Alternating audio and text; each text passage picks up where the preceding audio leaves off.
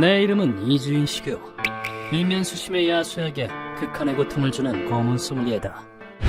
내 사무소를 찾는 이들은 누구나 가슴속에 증오의 불꽃이 타오르고 있다. 무슨 일로 저를 찾아오셨습니까? 예, 저는 하지만 이번 의뢰인의 등장에 나도 조금 놀랄 수밖에 없었다. 악마 같은 미소를 지으며 아들 부부를 죽인 범인을 지옥에 떨어뜨려 주십시오. 남자는 승복을 입고 있었다. 용서하는 것 또한 부처의 길이라지만 대체 무슨 일이 있었던 걸까? 외람되지만 그 오른쪽 눈은 이거 말이군요. 범인에게 황금 불상으로 얻어맞아서 생긴 상처입니다. 이윽고 의뢰인의 입에서 튀어나온 이야기는 실로 충격적인 것이었다. 의뢰인의 이름은 요코야마. 그는 어떤 절의 주지였다. 케이즈, 사람을 용서하는 것이 불자의 길이다. 증오심에 휩쓸리지 말거라. 명심하겠습니다. 아버지처럼 훌륭한 승려를 목표로 더욱 정진하겠습니다. 의뢰인에겐 케이주 씨라는 아들이 있었다. 일찍이 아내를 잃은 의뢰인은 혼자 힘으로 아들을 키웠다. 환자제 보살. 난 나중에 아빠 같은 스님이 될 거야. 허허, 기특한 녀석. 케이주 씨는 자연스럽게 부친과 같은 승려가 되겠다는 꿈을 품었다. 의뢰인은 절 부지 안에 있는 건물에서 생활했다. 아침마다 고생하십니다. 아닙니다. 청소를 하면 마음도 깨끗해지거든요. 케이주 씨는 대학을 졸업한 뒤 불교계에 입문했다. 그렇게 시간이 지나 케이주 씨의 인생에 큰 변화가 찾아왔다. 아버지, 이 사람과 결혼하고 싶습니다. 케이지요. 사이라고 합니다. 잘 부탁드립니다, 아버님. 부처님이 그에게 좋은 인연을 준비해 준 것이다. 그래, 네가 데려온 아가씨라면 믿어도 되겠지. 극락정토에 있는 아내에게 좋은 소식을 전해줄 수 있으면 의뢰인은 흐뭇해했다. 의뢰인의 절에는 귀한 보물이 하나 있었는데 아버지, 불상 다 닦아놨습니다. 그래, 수고했다. 절이 건립되었을 때부터 모셔져 있었던 황금불상이었다. 선조 대대로 우리 절을 지켜온 수호신이다. 케이주 씨는 하루하루 훌륭하게 성장해 나갔다. 탐욕과 갈증은 불만을 낳기 마련입니다. 욕망을 버리세요. 마음이 평온해질 겁니다. 언제 저토록 늠름해졌는지 언제든 저를 맡겨도 되겠시. 의뢰인은 그런 아들을 진심으로 자랑스럽게 여겼다. 그러던 어느 날 밤 평소보다 작업이 길어진 탓에 뒷정리는 저희가 마저 하겠습니다. 아버님은 먼저 들어가서 쉬고 계세요. 그래, 알겠다. 의뢰인은 아들 부부에게 뒷정리를 맡기고 먼저 본당에 나섰다. 그런데 집에서 휴식을 취하던 중 뭐지? 돌연 공기를 가르는 듯한 날카로운 비명이 울려 퍼졌다. 의뢰인은 비명이 들린 본당으로 서둘러 달려갔다. 그리고 그곳에 펼쳐진 것은 차마 눈뜨고 볼 수 없는 처참한 광경이었다. 이 불상이 어지간해도 소중한가 봐. 잘 됐네.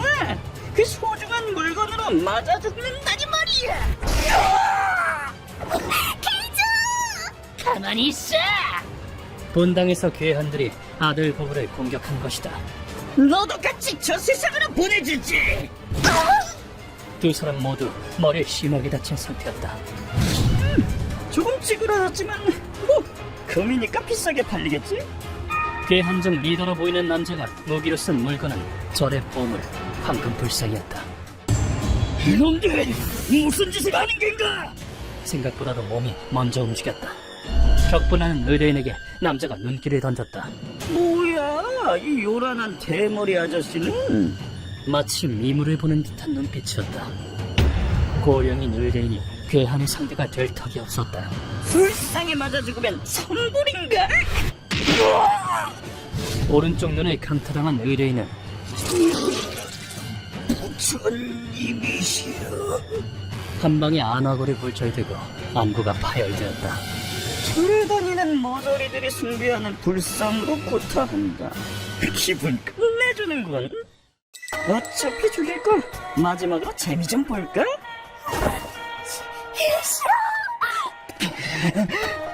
괴한은 인간의 도리를 벗어난 짓을 자행하기까지 했다.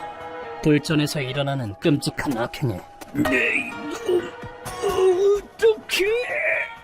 의뢰인은 피눈물을 흘리며 그 광경을 지켜보았다.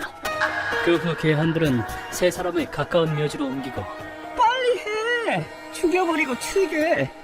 네! 커다란 묘비 앞에 나란히 눕혔다. 그리고 이어지는 충격적인 행동. 천벌, 난 그런 거 안 믿어. 놈은 세 사람을 향해 묘비를 발로 차서 넘어뜨렸다. 이었고 800kg이 넘는 비석이 쓰러지며 세 사람은 무참히 깔리고 말았다. 적골이 됐으니 살아남긴 못하겠지? 내가 세전함에 들어있던 5만엔 가져왔습니다. 이게 다야? 괴한들은 세전함 안의 돈까지 모두 턴 후 그 자리를 떴다. 격통과 압박감 속에서 의뢰인은 필사적으로 발버둥 쳤다. 여기서 죽는 건가? 집념으로 버티던 의뢰인은 끝내 의식을 잃었다. 그 후 의뢰인은 병원 침대 위에서 정신을 차렸다. 여기는 열반에 들지 않았다는 건 살아있는 건가? 환자가 정신을 차렸다. 이건 기적이야. 동네 사람이 쓰러진 당신을 보고 신고했습니다. 묘비에 깔려 의식을 잃으셨더군요. 묘비에 깔릴 때 의뢰인은 가장 묘비와 가까운 위치에 있었다. 그 탓에 낙하할 때의 충격이 줄어들어 목숨을 건질 수 있었던 것이다. 하지만 살아남은 사람은 의뢰인 한 명뿐이었다. 안타깝지만 다른 두 분은 머리에 상처가 심각했던지라 정말 유감입니다. 안 돼. 분노로 몸이 터져버릴 것만 같았다. 분노에 휩쓸려서는 안 돼. 나는 불자다. 격정을 억눌러야 한다. 하지만 부처의 가르침을 따르는 자로서 분노를 꾹 참았다. 그로부터 2달 후 의뢰는 태어나자마자 절로 돌아왔고 아들 부부에게 공양을 올렸다. 그리고는 잠자는 시간과 식사 시간을 제외한 모든 시간을 독경을 하며 보냈다. 부처님께서는 사람의 죄를 용서하라 하셨다. 두 사람의 죽음도 받아들여야만 한다. 부처님께 절을 올리며 마음을 비우려고 했다. 하지만 아무리 경을 읊어도 아들아, 사이 가슴속 깊이 새겨진 증오심은 사라지는 일이 없었다. 정신을 통일하고자 눈을 감으면 아버지처럼 훌륭한 승려가 되겠습니다. 아버님, 오늘은 아버님이 좋아하시는 고등어 된장조림을 만들었어요. 마음이 비어지긴커녕 아들 부부와 함께했던 추억만이 되살아났다.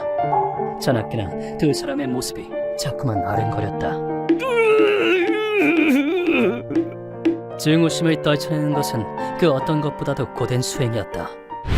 사건으로부터 3달이 지났을 무렵 의뢰인은 깨달았다. 그래, 이제야 알았다. 소중한 가족을 죽인 범인을 용서하는 일 따윈 불가능하다는 것이. 용서가 부처의 길이라면 나는 차라리 그 길을 버리겠어. 범인에게 복수하기로 마음먹은 것이다. 의뢰인은 도움을 구할 만한 곳을 딱 한 군데 알고 있었다. 이 부분이었지 아마. 기린초에 있는 빈민촌이었다. 절에는 각양각색의 사람들이 법화를 들으러 찾아온다. 도움이 필요하시거든 언제든지 이 늙은이를 찾아오십시오. 기린초에 대한 것이라면 뭐든 알고 있습니다. 말씀만이라도 감사합니다. 빈민촌에서 장로라 불리는 정보통도 법화를 들으러 오는 이 중 하나였다. 장로를 찾아 빈민촌을 헤매고 있자니 그간 고생이 많으셨겠습니다. 요코야마 주지님. 당신은 누군가가 뒤에서 말을 걸어왔다. 이곳에 발을 들인 이유라면 이미 알고 있습니다. 아들 부부를 잃게 된 사건 때문이겠지요. 그토록 찾아 헤매던 장로였다. 의뢰인은 전보통에게 참담한 심정을 털어놓았다. 아무래도 저는 해탈하긴 글렀나 봅니다. 도저히 분노를 억누를 수가 없습니다. 그만큼 아드님을 사랑했다는 뜻이 아니겠습니까? 복수 또한 인간의 길. 이곳에 놔두는 범인의 정보를 가르쳐드리지요. 정보통은 사건의 진상을 설명하기 시작했다. 이번 사건은 한글의 조직 한야의 소행이라고 한다. 돈들 만한 거 싹 다 챙겨. 예! 놈들은 신사나 절에 몰래 숨어들어 강도질을 일삼았다. 리더의 이름은 히로모토. 세자남도 털자고. 저 직원들은 이 남자의 지시대로 움직인다고 한다. 만에 하나 목격자가 발생할 시에는 무슨 짓을? 대머리 홍란! 히로모토가 무자비하게 살해했다. 깔취한 물건은 모두 외국으로 밀수된다. 이런 물건은 외국에서 불티나게 팔리거든. 바다를 건너면 단서를 잡기가 힘들어지는 데다 수집가에게 비싼 값에 팔 수 있기 때문이다. 진상을 알게 된 의뢰인은 분노를 금치 못했다. 그깟 돈 때문에 내 가족을 용서 못해. 목숨을 걸어서라도 그놈을 죽여버리겠어. 관두십시오. 무투파 한구레에게 맞서봤자 목숨만 버리는 꼴입니다. 그리고 정보통은 말을 이었다. 내 지인 중에 유능한 복수기가 있습니다. 네, 그자를 소개해드리리라. 이렇게 해서 나를 찾아오게 된 것이다. 이야기를 마친 의뢰인은 내 앞에 바짝 엎드렸다. 장로에게 들었습니다. 이준 씨는 대단한 분이시라고. 유코야마 씨, 승려인 제가 복수를 바란다고 하면 모두가 비웃을 겁니다. 그치만 다음 순간 의뢰인은 명왕을 연상케 하는 얼굴로 분노를 터뜨렸다. 아들이 커가는 모습을 보는 것이 제 삶의 이유였습니다. 그런데 그놈은 불쌍을 훼손한 것도 모자라 아들 부부의 목숨마저 빼앗았습니다. 그 악기 같은 놈들을 어찌 용서하란 말입니까? 아들 부부를 잃은 아버지는 마치 악귀처럼 울부짖었다. 분통을 터뜨린 탓에 상처가 벌어진 것일까? 부탁드립니다. 제발. 눈을 감싼 붕대에서 피가 배어나왔다. 알겠습니다. 당신의 분노는 제가 책임지고 범인에게 돌려주겠습니다. 내 아들, 너희와 함께 살고 싶었는데. 이 피눈물을 거두는 것이야말로 고문 소믈리의 사명이니까. 우린 의뢰인에게 한야의 정보를 전달받았다. 근사한 절이네요. 악당들이 흑발로 들어올 걸 생각하니 속이 끓는데요. 맞는 말이야. 놈들이 다음으로 노리는 절에서 매복하기로 했다. 루카가 절 안으로 들어가려 발을 뗐다. 선생님, 안으로 들어가요. 그래. 뭐지? 이 안개를 잡는 듯한 느낌은 안에 누가 숨어있는 건가? 무어라 형언할 수 없는 이질감이 느껴졌다. 그리고 절 안으로 발을 들이민 순간 난데없이 루카가 소리를 내질렀다. 루카의 발밑에 예리한 트랩이 설치돼 있었다. 깜짝 놀랐네. 선생님, 발밑에 뭔가가 박혀있어요. 닌자들이 주로 쓰는 트랩인 마름새였다. 신발에 박힌 마름새를 루카가 빼내려 한 순간 우와! 루카! 그물이 루카를 덮치는 게 아닌가. 나는 훌쩍 점프해 그물을 멀찍이 튕겨냈다. 우와! 그리고 지면에 착지하기 무섭게 신성한 불전을 더럽히는 악당이여, 저승으로 보내주마! 어둠 속에서 소리 없이 나타난 적이 우리를 향해 공격해왔다. 고요한 발소리와 날쌘 움직임. 네놈 정체가 뭐냐? 이 남자는 상당한 실력자다. 내가 왜 악당에게 이름을 밝혀야 하지? 남자는 빠르고 칼같은 움직임으로 거리를 좁혀왔다. 그리고는 차디찬 섬광같이 단도를 내리쳤다. 시꺼먼 속을 파헤쳐주마! 나는 손에 쥔 칼로 남자의 공격을 막았다. 내 칼을 받아낸다니, 실력이 보통이 아니군. 잠깐 닌자 양반, 사람 잘못 봤어. 우린 악당이 아니야. 닌자는 외발로 뛰어 뒤로 물러났다. 웃기지 마라. 그렇다면 내게서 풍기는 진한 죽음의 냄새는 뭐지? 그 움직임은 깜깜한 밤을 질주하는 바람과 같았다. 심지어 놈은 물러나는 순간 자결탄 트랩을 하나 설치해두기까지 했다. 일찍이 트랩의 존재를 알아챈 나는 어렵지 않게 회피했다. 이렇게 쉽게 넘어간 리가 없어. 뭔가 꿈꿨군. 그가 단순한 미끼에 불과하다. 내 진짜 목적은 그때 남자의 기척이 깊은 어둠 속에 녹아들었다. 나조차도 기척을 거의 못 느낄 정도로. 과연 닌자는 닌자로군. 나는 일부러 기척을 없애지 않고 좋다. 어디서든지 덤벼봐라. 등롱을 등진 채 어둠 속에 우뚝 섰다. 전방이라면 기척이 읽히지 않아도 공격을 알아챌 수 있다. 지근거리에서 공격해올 가능성은 낮아. 투척용 무기나 폭발물 따위로 공격해올 공산이 크다. 그때였다. 예상대로 무언가가 공기를 가르고 날아오는 소리가 들렸다. 나는 귀에 모든 감각을 집중했다. 그리고 난 몸을 뒤로 빼 아슬아슬하게 수리검을 회피하는 데 성공했다. 그와 동시에 위치는 파악했다. 어둠 속에선 귀가 밝은 쪽이 압도적으로 유리한 법. 수리검이 날아온 방향으로 단숨에 돌진했다.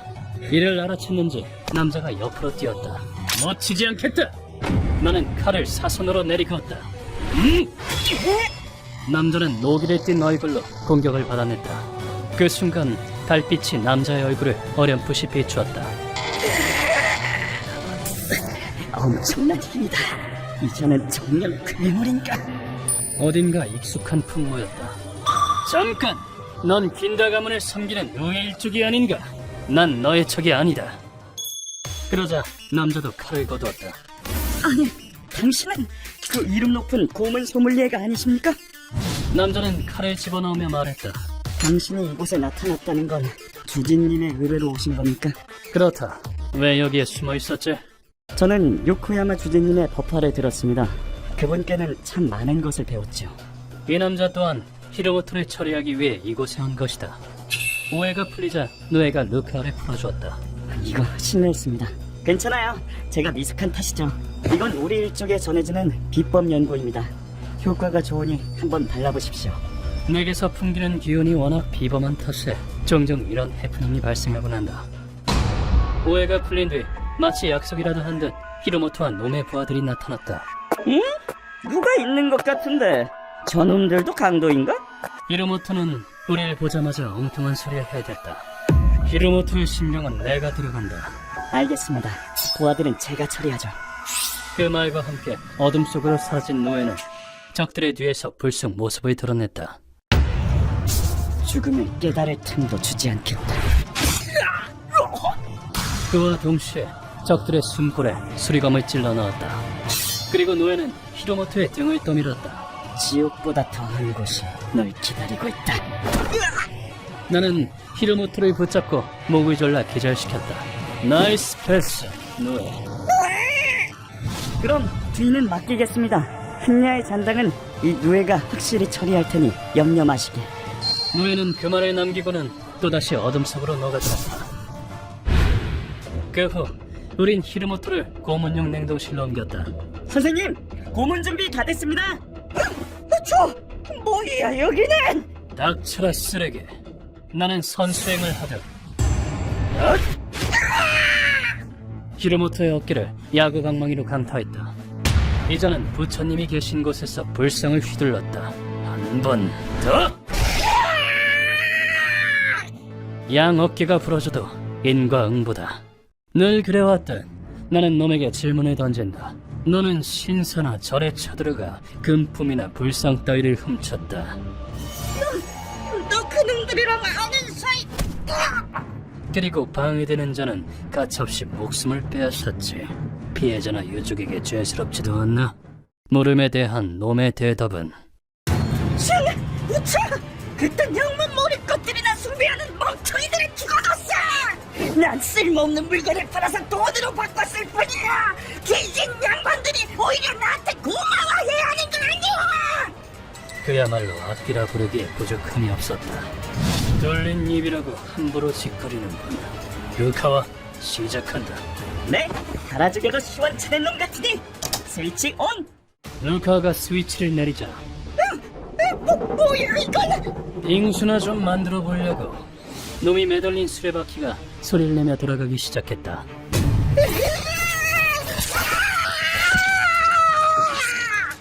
수레바퀴 앞에 있는 날카로운 가시가 놈의 살점을 찢어 발겼다. 이건 평범한 산토끼 고문이 아니다.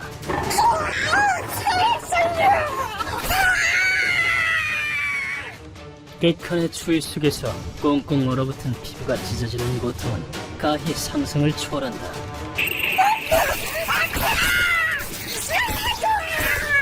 좋아하긴 아직 일러. 진짜 지옥은 피가 얼어붙고 나서 시작될 테니까. 양 어깨가 박살나 힘도 들어가지 않는 상황에서 살점이 착실히 떨어져 나간다. 어디가 불쌍한 어디 같이 남아있으니까. 눈앞에 죽음의 공포가 닥치자 놈은 묻지도 않은 것을 술술 불기 시작했다. 이제 와서 얘기해봤자 소용없어. 널 구원해줄 존재는 어디에도 없으니까. 도와 좀 살려주세요. 놈을 한층 압박하여 더 큰 절망을 심어주었다. 그때였다. 믿는 자에게 구원이 있을지니 살고 싶으신가요? 이 루카와 불쌍에게 빌어보세요. 루카와. 루카와가 엉성한 목재불상을 놈에게 내밀었다. 아무리 봐도 웃기지 않은 천국에 지나지 않았지만 살려주세요. 루카와 불쌍님, 제발 살려주세요. 벼랑 끝에 몰린 히로모토에겐 마지막 희망이나 다름없었다. 나는 루카와에게 불상을 건네받았다.